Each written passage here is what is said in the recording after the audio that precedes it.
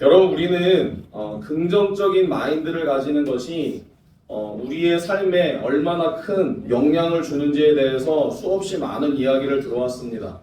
부정적이고 그리고 냉소적인 사람들보다 긍정적이고 낙관적인 사람들이 훨씬 더 건강하다라고 하는 이야기도 들었습니다.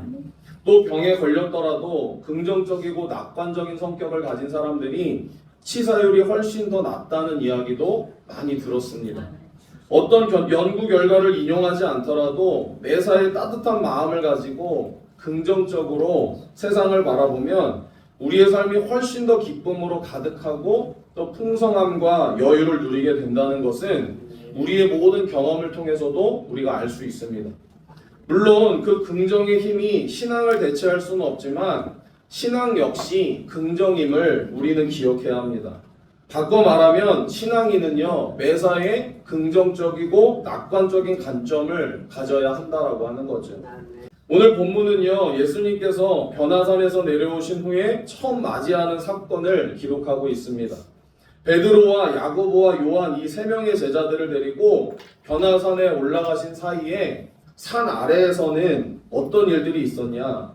귀신 들려서 고통당하고 있는 아이 하나 때문에 큰 혼란을 겪고 있는 상황이다 라고 말하고 있습니다. 그 아이의 아버지가 예수님께 자기 아이를 고쳐달라고 데리고 왔는데 예수님께서 변화산에 올라가 계시기에 이 예수님을 만나지 못했습니다.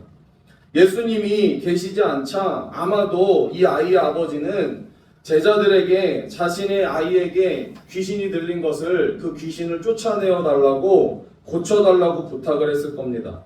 그런데 제자들은요, 그 아이를 어떻게 했어요? 못 고쳤습니다. 사실 제자들은요, 이미 이 귀신을 쫓아내고 병을 고치는 능력을 경험했던 사람들입니다. 오늘 본문보다 앞선 마가복음 6장에 보면요, 12제자들이 예수님의 보내심을 받고 나가서 복음을 전했습니다. 그 결과를 성경은 이렇게 기록합니다. 마가복음 6장 12절과 13절 우리 함께 읽어볼게요. 시작. 많은 귀신을 쫓아내며 많은 병자에게 기름을 발라 고치더라. 아멘. 그렇습니다. 제자들은 이미 귀신을 쫓아내기도 했고 그리고 많은 병자들을 고치기도 했습니다. 그래서 이 귀신 들린 아이를 고쳐보려고 했다라고 하는 거죠. 본문 18절에 오늘 본문 18절 마지막 부분에 보면 내가 선생님의 제자들에게 내쫓아 달라 하였으나 그들이 능히 하지 못하더이다 라고 이 아이의 아버지가 말하죠. 이렇게 말한 것을 보면 분명 이 제자들은요, 이 귀신 들린 아이의 이 귀신을 쫓아내기 위해서 병을 고쳐보려고 아마도 계속해서 노력을 했을 겁니다.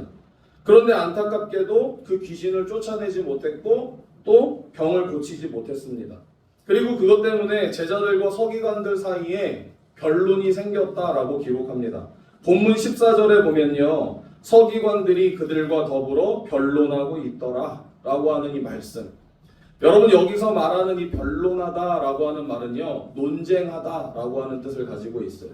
그래서 제자들과 서기관들 사이에 논쟁이 있었다라고 하는 것을 알 수 있죠. 당신들의 스승인 예수님을 귀신을 쫓아내고 병을 고치던데 당신들은 왜 못하느냐? 그러고도 당신들이 예수의 제자라고 할 수 있느냐? 그렇게 따져 물었을 겁니다. 당신들이 귀신을 쫓아내지 못하고 병을 고치지 못하는 것은 보니까 당신들의 스승인 예수도 능력이 없는 사람 아니냐라고 이렇게 따지는 거죠. 어떻게 하면 이 예수님을 꼬투리 잡기 위해서 그렇게 틈을 보았던 사람들인데 여기서 이 제자들의 모습을 보고 그렇게 따졌을 것이라는 거죠. 그래서 제자들과 논쟁이 벌어진 겁니다. 제자들이 일방적으로 수세에 몰려서 공격을 받고 있는 사이에 예수님께서 변화산에서 내려오셔서 그 광경을 목격합니다. 전후 상황에 대한 말씀을 들으신 예수님께서 뭐라고 하세요? 그 아이를 내게 데리고 오라 말씀하십니다. 예수님 앞에 선 아이는요, 다시금 힘이 경련을 일으키는 거죠. 예수 앞에서 사단은요, 그냥 있을 수가 없는 겁니다.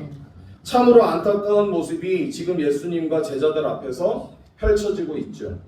한 아이가 귀신에 사로잡혀서 경련을 일으킵니다. 땅에 엎드러져서 구르면서 입에 거품을 물고 흘리는 거죠. 아버지의 말대로 그 아이는 귀신이 발작을 하면 물에도 뛰어들고 불에도 뛰어들었습니다.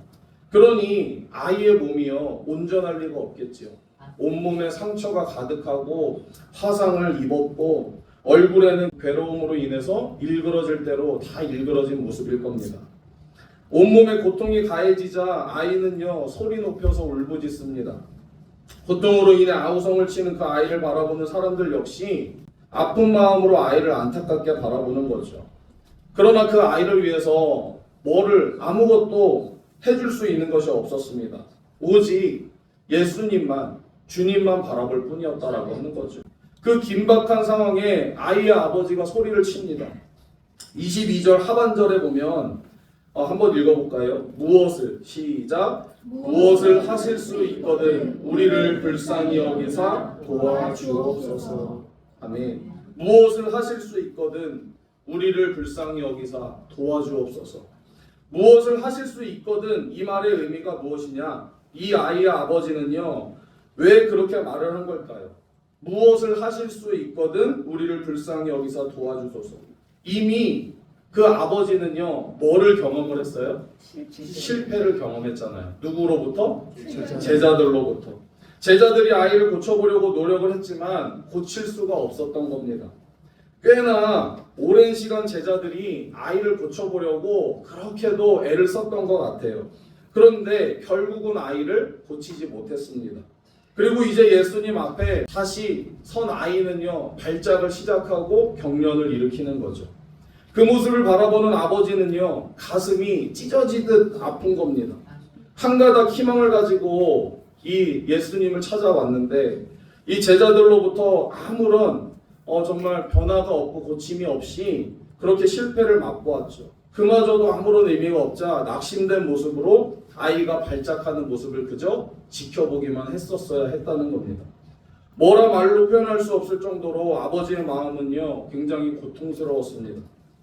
어쩌면 무엇을 하실 수 있거든 우리를 불쌍히 여겨달라 라고 하는 이 말은요 그저 자포자기하는 마음으로 자연스럽게 그 입 밖에 나온 말일지도 모르겠습니다.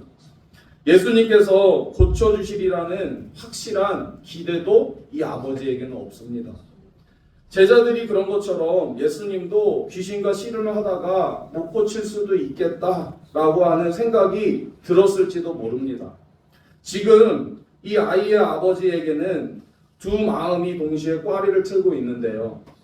아마 스승이라는 예수님도 제자들처럼 고치지 못할 거야 라고 하는 체념된 마음과 또 어쩌면 스승이신 예수님은 고칠 수 있는지도 몰라 라고 하는 기대하는 마음이었을 겁니다. 그래서 예수님께서는 이렇게 말씀하십니다. 할 수 있거든이 무슨 말이냐? 믿는 자에게는 능히 하지 못할 일이 없느니라. 아멘. 확실한 믿음을 가지라고 하는 말씀이었습니다. 주님께서 온전한 희망을 가지라고 하는 말씀입니다. 그러자 여러분 아이의 아버지는 내가 믿나이다. 나의 믿음 없는 것을 도와주소서 그렇게 대답을 합니다. 그렇게 소리치고 그런 그의 믿음을 긍휼히 여기신 주님께서 어떻게 하셨어요? 아이를 고쳐주셨습니다. 여러분 왜 예수님께서는 이 아이의 아버지와 긴 대화를 나누고 계신 것일까? 이 긴박한 순간 속에서 당장의 아이를 고쳐내기보다 어찌 우리 이 아이의 아버지와 긴 대화를 나눈 것일까요? 지금 눈앞에서 아이가 발작을 일으키면서 고통스러워하는 모습을 보시면서도 왜 곧바로 고쳐주시지 않은 걸까요? 지금 예수님께서는 아이의 아버지에게 믿음을 가지라고 요구를 하고 계십니다. 할 수 있으면 해주시고 못하시면 그냥 관두십시오 라고 하는 그런 개연성의 믿음은 믿음이 아니라는 거예요. 지금 아이의 아버지에게 필요한 것은 뭐예요? 어떠한 믿음? 확실한 믿음이 필요한 거예요. 내 아이의 병을 주님께서 고쳐주실 수 있다라고 하는 확실한 믿음이 이 아버지에게 필요했던 거예요. 지금 아이의 아버지가 그런 확실한 믿음을 갖지 못한 이유가 있습니다. 이미 실패를 경험했기 때문에. 이 아버지는 실패를 경험했기 때문에 예수님의 제자들에게 아이를 데리고 왔고 제자들이 아이를 고쳐보려고 아무리 노력을 했지만 실패했다는 거예요. 그리고 예수님의 앞에서 이 아이는 더욱 고통스럽게 울부짖으며 고통스러운 몸부림을 치고 있는 거죠. 사랑하는 이 아이의 병을 고쳐보겠다고 희망을 갖고 찾아왔는데 제자들로부터 실패를 맛보 왔던 겁니다. 한 가닥 희망을 갖고 찾아온 발걸음이 허사가 되고 말았다라고 하는 거죠. 여러분 한번 상상을 해보세요. 여러분들이 만약에 그런 상황이었다면 여러분들은 어떤 마음이었는지, 이 아버지의 마음이 얼마나 힘들었겠습니까? 그런 실패의 경험이 아버지의 마음에 부정의 씨를 심어 놓았다라고 하는 거죠. 제자들도 안 되는데 예수님이라고 되겠어? 거기서 배우면 거기나 똑같겠지. 제자들도 못 고쳤는데 예수님도 못 고치실 거야 라고 하는 불신의 마음이 어느새 자리하고 있었다는 거예요. 여러분 그렇습니다. 때로 우리가 경험하는 실패가 우리의 마음에 부정적인 마음을 갖게 만듭니다. 실패가 우리의 마음에 부정의 씨앗을 심어 놓았기 때문에 그렇습니다. 그런데 믿음은요, 그 부정의 씨앗을 제거하고 그럴지라도 라고 하는 긍정의 마음을 갖는 것인 줄로 믿습니다. 똑같은 상황을 경험하면서도 어떤 사람은 그 속에서 긍정의 에너지를 얻는 사람이 있는가 하면 어떤 사람은 낙심된 마음에 포로가 되기도 하죠. 우리가 믿음으로 산다고 하는 것은 우리가 당한 상황을 우리 눈에 보이는 것만으로 판단하지 않는다는 것을 의미합니다. 여러분 히브리서 11장 1절에서 2절 말씀 이렇게 말씀하는데 우리 함께 읽어볼게요. 시작. 믿음은 바라는 것들의 실상이요 보이지 않는 것들의 증거니 선진들이 이로써 증거를 얻었느니라. 아멘. 여러분 믿음은 현실만을 바라보고 사는 것이 아니라 현실 너머에 있는 것을 지금 내 눈앞에 이루어진 것처럼 믿고 사는 것인 줄로 믿습니다. 여러분 아직 내 앞에 도착해 있지는 않지만 고난과 힘든 상황을 이겨나가다 보면 주님께서 예비해 놓으신 더 아름다운 미래가 있다는 것을 우리가 확신하며 사는 것인 줄로 믿습니다. 여러분 믿음은 세상 사람들이 보지 못하는 것을 보게 하는 줄로 믿습니다. 인간의 눈으로 볼 수 없는 것을 보게 해주고요. 그래서 믿음으로 사는 사람들은요, 아무리 힘들고 어려운 상황 속에서도 낙심하지 아니하고 희망을 가지고 기쁨을 노래하며 살 수 있는 것입니다. 여호수아와 갈렙을 여러분 한번 생각해 보세요. 모세는 가데스 바네아에서 12명의 정탐꾼을 가나안 땅으로 보내게 되죠. 그들은 40일 동안 같이 동행하면서 가나안 땅을 같이 탐지하고 돌아왔습니다. 그런데 그들의 보고 내용은요, 달라도 너무 달랐지요. 완전 반대였습니다. 여호수아와 갈렙을 제외한 10명의 정탐꾼들은 어떻게 해요? 우리가 그 가나안 땅에 들어간다 못 들어간다? 못 들어간다. 우리는 그 땅에 못 들어간다라고 절망을 했어요. 그런데 여호수아와 갈렙은 어떻게 해요? 우리는 그 땅에 들어갈 수 있다. 우리는 그 땅에 들어갈 수 있다고 외쳤죠. 여러분 그 차이가 무엇일까요? 그 차이. 이 12명의 정탐꾼 중에서 여호수아와 갈렙 그리고 10명의 정탐꾼의 차이는 무엇일까? 그들이 다른 땅을 보고 온 겁니까? 다르게 생활을 하다 온 겁니까? 그들은 같은 시간에 같은 장소를 정탐하고 돌아왔습니다. 그래서 그 땅에 대한 보고는 같았습니다. 과연 그 땅은 젖과 꿀이 흐르는 땅이다. 그리고 그 땅 거주민은 강하고 성읍은 견고하며 또 거기에는 안악자손이라고 하는 거인 족속들이 살고 있다. 여러분 이것은 사실이에요. 진짜예요. 그런데 해석이 달랐다라고 하는 거예요. 10명의 정탐꾼들은요. 그렇기 때문에 성읍은 견고하고 거인 족속과 같은 안악자손들이 있기 때문에 그렇기 때문에 우리는 못 들어갑니다. 여호수아와 갈렙은 어떻게 해요?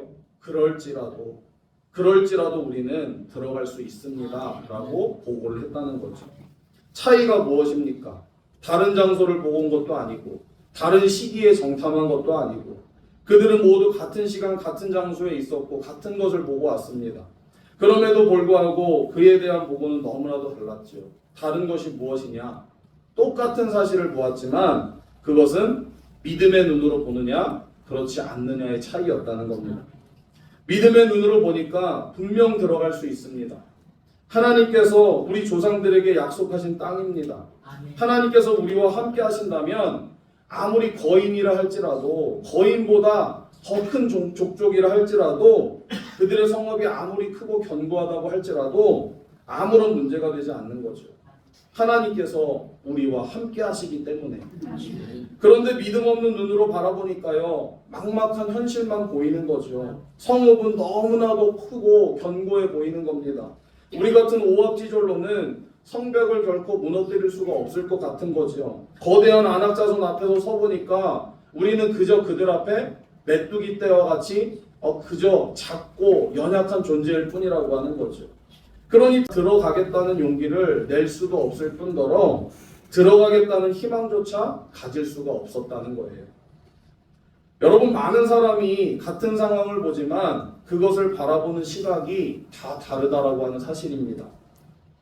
똑같이 힘들고 어려운 고통의 순간을 겪었는데 어떤 사람들은 그 고통의 무게에 짓눌려서 살 수만까지 잃어버린 채 폐인이 되어가고 있는가 하면 어떤 사람은 시련과 고통을 발판 삼아서 더욱더 성장하는 사람이 있습니다.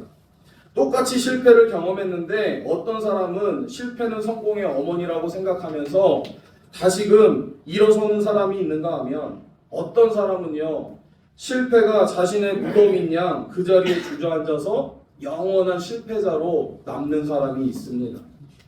자신 앞에 골리앗과 같은 거대한 장애물이 나타났을 때 어떠한 사람은요, 그 앞에서 기가 죽어서 손에 쥔 물맷돌을 던져볼 엄두도 내지 못하고 사시나무 떨듯이 떨다가 망하는 사람이 있는가 하면 어떤 사람은요, 덩치가 저렇게 크니까 이 물맷돌 어디다가 던져도 맞겠지라고 생각하면서 용기를 내서 힘껏 물맷돌을 던지는 사람이 있다라고 하는 겁니다. 그래서 그 거대한 골리앗과 같은 장벽을 무너뜨리는 사람이 있다는 거예요. 여러분, 우리가 살아가면서 긍정적으로 생각하지 않으면 우리는 모든 것에 실패자가 되고 만다는 사실입니다. 왜냐하면 우리가 사는 세상은 언제나 달콤하고 평안한 길만을 가게 하지 않기 때문에 그렇습니다. 여러분, 영국의 유명한 역사학자 아놀드 토인비에 의하면 인류의 문명은요, 혹독한 환경에 응전하면서 살아남는다라고 말합니다. 그 한 예가 이집트 문명인데요. 여러분, 이집트는요, 나일강을 중심으로 해서 문명을 이루었습니다. 그런데 나일강이 언제나 이집트에 풍부한 곡식을 제공해 준 것만은 아니라는 사실이죠. 나일강 주변에는요, 수량이 풍부하고 땅이 비옥해서 농사짓기에는 적합했습니다. 그런데 문제가 뭐냐? 이 나일강이 수시로 범람한다는 거예요. 수시로 넘친다는 거죠. 해마다 나일강이 범람하기 때문에 매년 반복되는 그 시기를 관측하기 위해서 천문학과 태양력이 발달을 했고요. 그리고 강물이 범람한 후에 경지를 측정하기 위해서 기하학이 발달을 했습니다. 범람을 막기 위해 대대적인 제방 공사를 해야 됐기 때문에 그 과정에서 도르래와 수레를 발명을 했고요. 그리고 그런 기술이 피라미드라고 하는 불가사의한 건축물을 만들어냈다라고 하는 겁니다. 매년 나일강이 범람하는 위기가 없었다면 아마도 지금쯤 이 이집트 문명은 만들어지지 않았을 것이라는 거죠. 매년 나일강이 범람하기 때문에 이곳은 살기 힘든 곳이라고 생각하고 많은 사람들이 그곳을 떠나서 다른 곳으로 이주해서 살았더라면 여러분, 지금의 이집트는 있을 수가 없었다라고 하는 겁니다.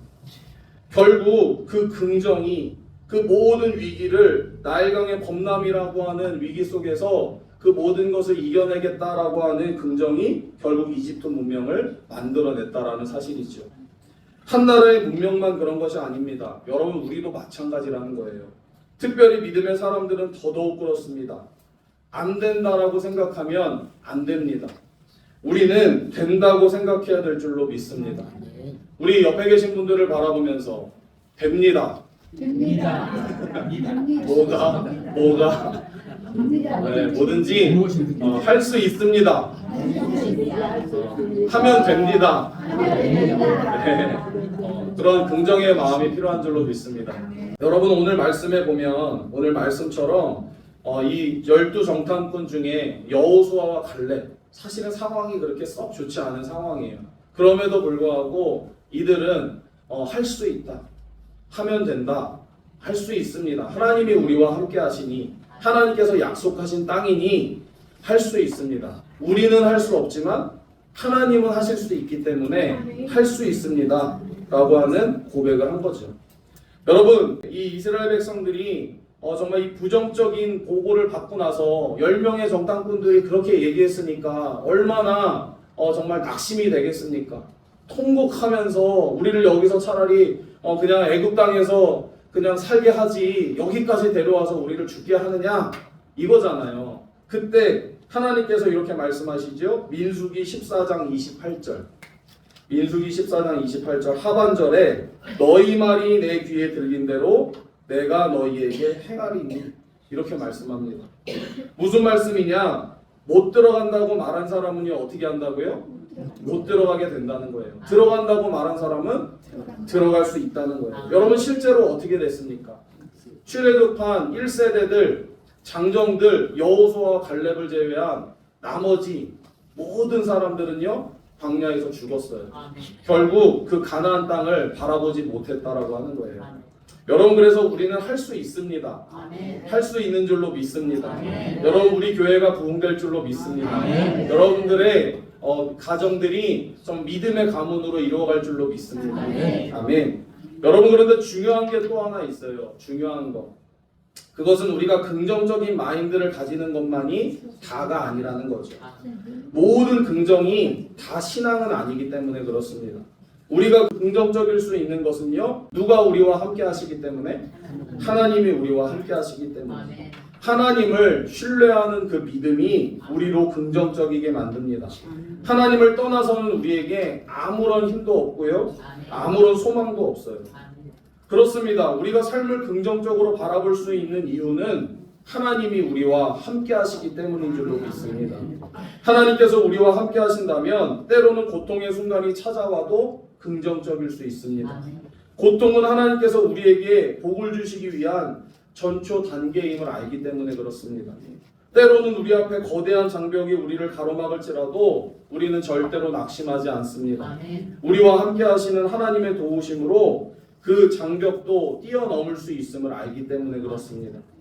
여러분 인간의 허황된 자만심 때문에 삶을 긍정하며 사는 것이 아닙니다. 우리에게는 힘이 없습니다. 우리의 힘은 오직 하나님께 있는 줄로 믿습니다. 그러기에 하나님을 붙잡을 때, 하나님을 신뢰하며 나아갈 때 우리의 삶이 온통 긍정으로 가득 차게 될 줄로 믿습니다. 그걸 알기에 사도 바울은 이렇게 고백하지요. 빌립보서 4장 13절 함께 읽어보겠습니다. 시작. 내게 능력 주시는 자 안에서 내가 모든 것을 할 수 있느니라. 한 번 더 읽어볼게요. 시작. 내게 능력 주시는 자 안에서 내가 모든 것을 할 수 있느니라. 아멘. 주님을 신뢰하는 믿음이 긍정이고 그런 긍정의 믿음이 오늘 본문에서 귀신 들린 아이를 고치는 능력을 역사하게 하는 힘이었다라고 하는 겁니다. 여러분 오늘 본문에서 아이의 아버지에게 긍정의 믿음을 요구하신 것처럼 오늘도 주님은 우리에게 그런 긍정의 믿음을 요구하시는 줄로 믿습니다. 긍정의 믿음으로 승리하도록 말이죠. 그러니 하나님을 신뢰함으로, 하나님을 의지함으로, 하나님을 힘입어 긍정적인 믿음의 소유자, 긍정적인 성품의 소유자, 그 어느 곳에서도 긍정적인 에너지의 소유자가 되어서 선한 영향력을 끼칠 수 있는 우리 신성교회 모든 성도님들이 다 되시기를 주님의 이름으로 간절히 축원합니다.